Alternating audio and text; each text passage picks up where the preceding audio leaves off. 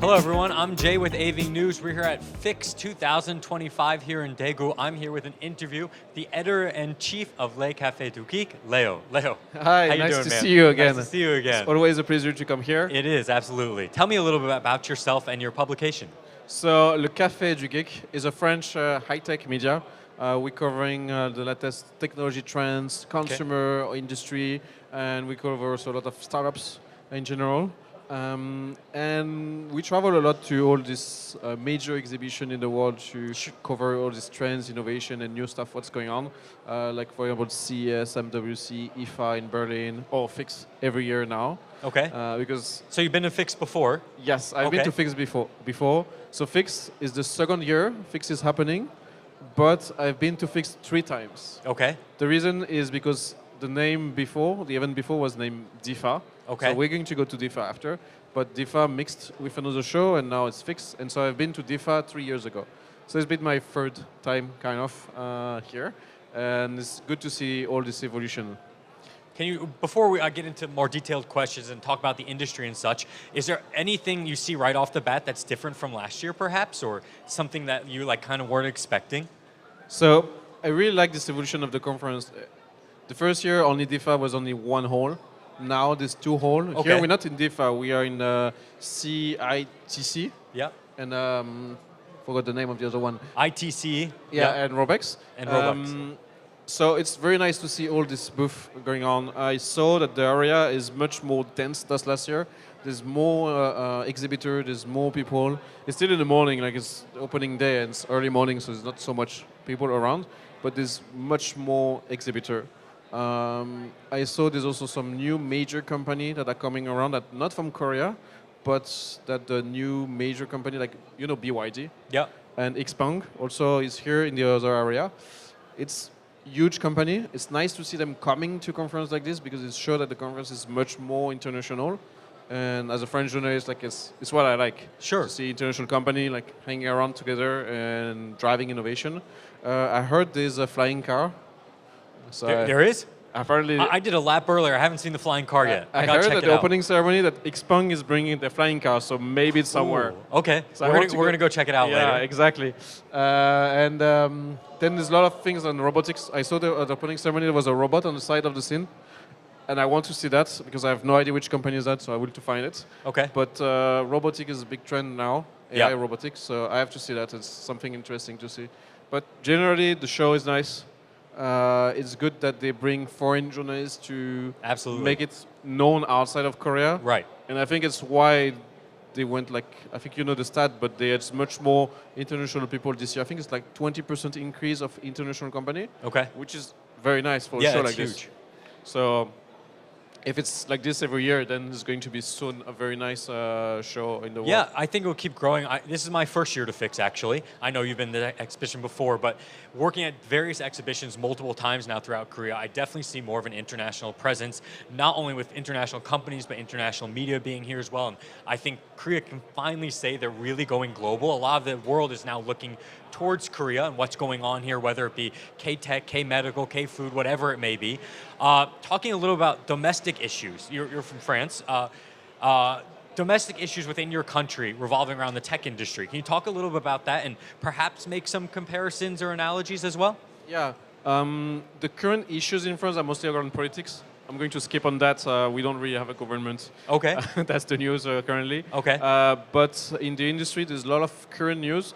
I wrote a little report that I will check after. But straight from my mind, there's a company named Renault that do cars in Korea with Samsung. So the Samsung car are made by this French company that apparently just went to China to learn some technology from there and brought back the technology to France. Okay. To be able to be the first car manufacturer in Europe to do an electric car under 15,000 euro.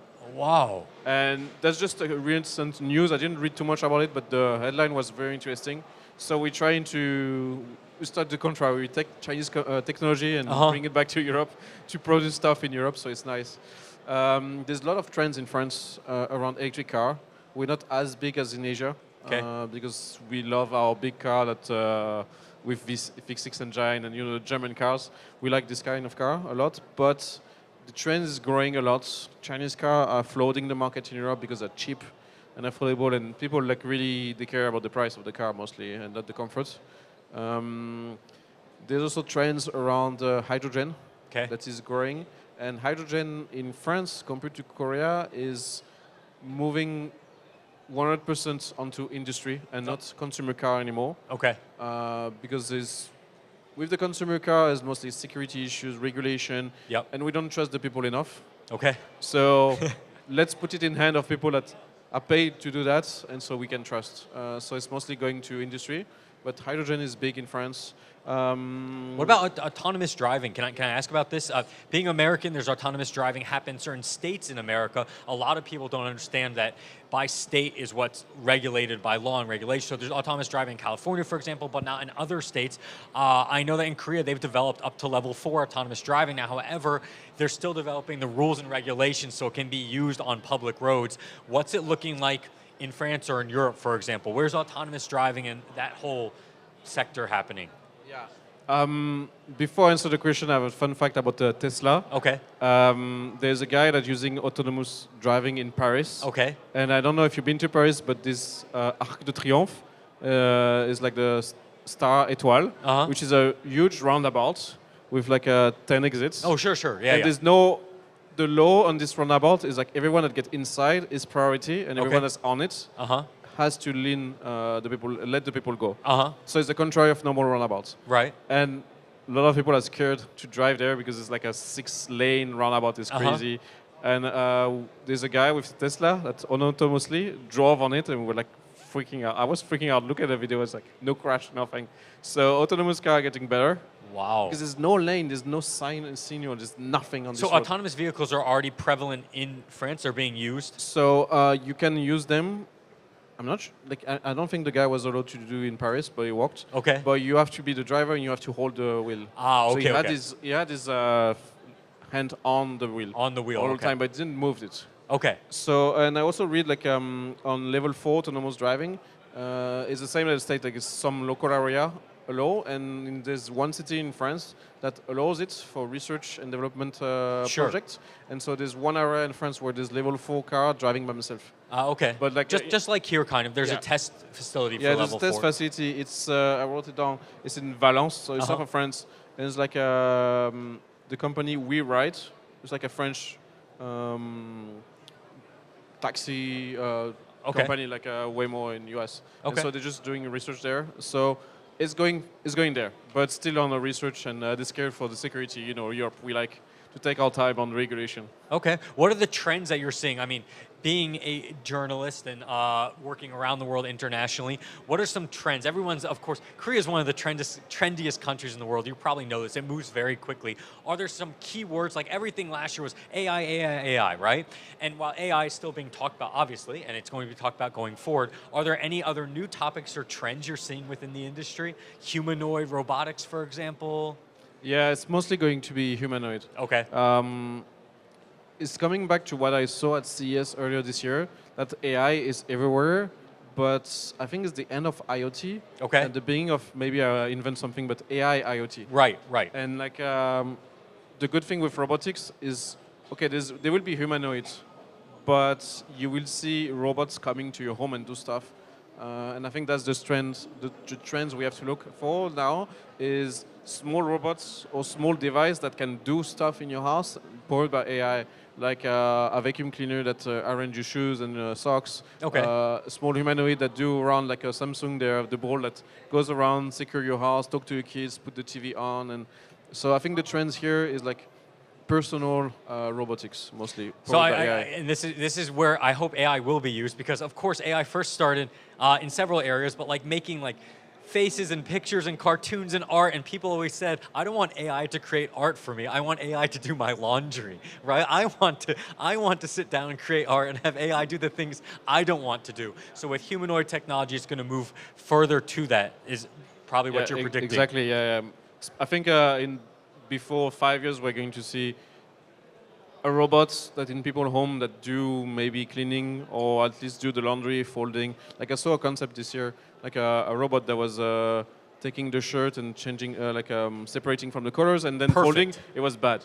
But I hope it gets there. It's a concept, and last year this concept didn't exist, so it's going to get there, and I think soon we're going to have robots at home that do chores and stuff we don't want to do. So being here at Fix 2025, are there any areas or conferences or companies that you're really interested at this year's exhibition?